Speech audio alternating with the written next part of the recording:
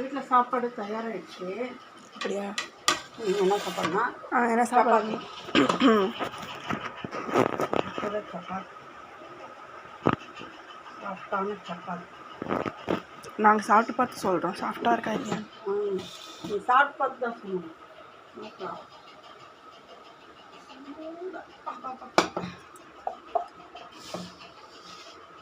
சூடான பட்டாணி குருமா.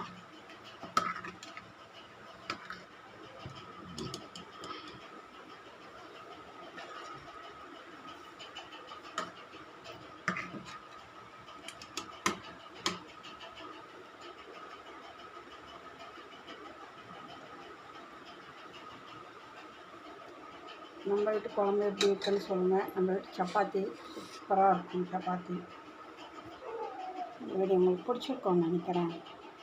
ஓகேவா ஃப்ரெண்ட்ஸ்? எட்டி பார்க்க